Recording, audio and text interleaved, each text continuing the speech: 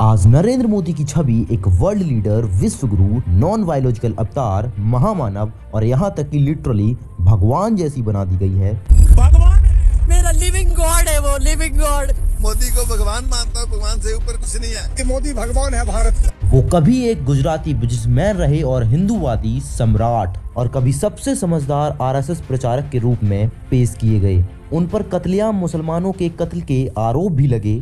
और इन पर ऑब्स्टेकल था, वो एफिशिएंट चैलेंजर थे। तो मैं तो 30 तरह से कहता आया हूँ कि इस कावतरा में नरेंद्र मोदी का डायरेक्ट हाथ है। कभी चाय वाला तो कभी गरीब माँ के बेटे जैसी स्टोरीज भी सुनने को मिली। अड़ोस पड़ोस के घरों में बर्तन साफ करना, पानी भरना, मजदूरी करना। यहाँ तक कि इतने गरीब कि कभी 35-40 साल तक उन्होंने भिक्षा मांग कर खाई। करीब 40 साल मैंने भिक्षा मांग करके खाया है। मैं 35 साल तक भिक्षा मांग करके खाया। और कभी कहते हैं कि वो उस टाइम में अमेरिका के बहुत सारे स्टेट्स घूम चुके थे, जिस टाइम में इंडिया के बड़े से बड़े बिजनेसमैन भी अमेरिका नहीं जा पाते थे।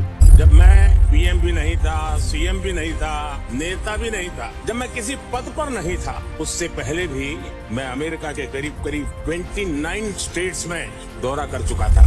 एक टाइम में नरेंद्र मोदी की इमेज ठीक वैसी बन गई जैसी इन्हें चाहिए थी, और इसी इमेज को छुड़ाने के लिए इन्हें करोड़ों पैसा खर्च करना पड़ा, क्योंकि ये नेशनल और इंटरनेशनल लेवल पर इनके लिए बहुत बड़ा खतरा बन चुका था। फाइनली जब वो इंडिया के प्राइम मिनिस्टर बनते हैं, तब आता है यहाँ पर एक असली खेल, जिसे जानकर आपके होश उड़ जाएंगे। इस कहानी की शुरुआत होती है 7 अक्टूबर 2001 से, जब वो गुजरात के चीफ मिनिस्टर बनते हैं। इससे पहले वो आरएसएस संगठन को ऑर्गेनाइज करते थे। एक्चुअली में नरेंद्र मोदी आरएसएस से बचपन में ही जुड़े थे, जब उनकी उम्र मात्र 8 साल तक की थी। दशक आते आते करीबन नरेंद्र मोदी की उम्र 20 साल की हो चुकी थी, तब में उन्हें आरएसएस का प्रचारक बना दिया गया। तो 80 के दशक में आरएसएस के लोगों ने बीजेपी का संगठन किया, बीजेपी में शामिल कर दिया। पार्टी में जमीनी स्तर पर काम किया और साथ ही गुजरात पर भारी पकड़ बना ली। फिर आता है साल 2001। गुजरात के भुज शहर को तूफान ने तहस नहस कर दिया था। उस साल गुजरात में बीजेपी की सरकार थी और केशुभाई पटेल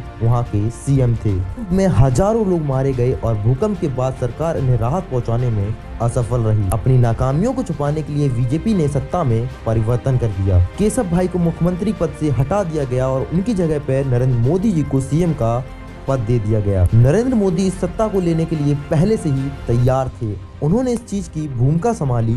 महीनों बाद गुजरात की रणनीति ऐसी मोड़ लेती है जो उनकी छवि को पूरी तरीके से बर्बाद कर देती है। अपनी छवि को सुधारने के लिए कई सारे अभियान भी चलाए। इन सब से उनकी एक काबिल प्रशासक की छवि बन रही थी, लेकिन गुजरात की मीडिया मोदी के शिकंजे में फंस चुकी थी। मीडिया को भी अपने कंट्रोल में करने के लिए मोदी जी ने एक आसान सा रास्ता निकाला। सरकारी विज्ञापनों के जरिए मीडिया पर अपनी भारी पकड़ बनाई और अंबानी जैसे बड़े घरानों को बड़े बड़े न्यूज चैनल्स भी खरीदवा दिए। सरकार के हित में खबर चलती रहे। लेकिन यहाँ पर सवाल ये है कि जो इन्होंने ये योजना चलाई थी, जैसे बेटी बचाओ बेटी पढ़ाओ और ऐसे ही बहुत सारी योजनाओं का, क्या ये सही से योजनाओं को सफल बना पाए हैं या इसके पीछे कोई बहुत बड़ा स्कैम है? यहाँ पर सच तो ये है कि इन्होंने अपने ही एडवर्टाइजमेंट के लिए जनता के करोड़ों रुपए आग में झोंक दिए।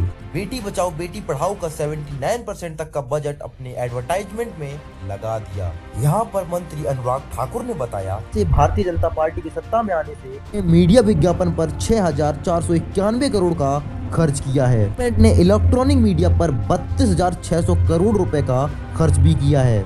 वहीं 8 सालों में प्रिंट मीडिया पर 3,230 करोड़ रुपए खर्च किए गए और इसका रिजल्ट निकला हर जगह मोदी, हर घर मोदी, हर दिशा में मोदी, हर जगह मोदी। वैक्सीन सर्टिफिकेट पे भी मोदी।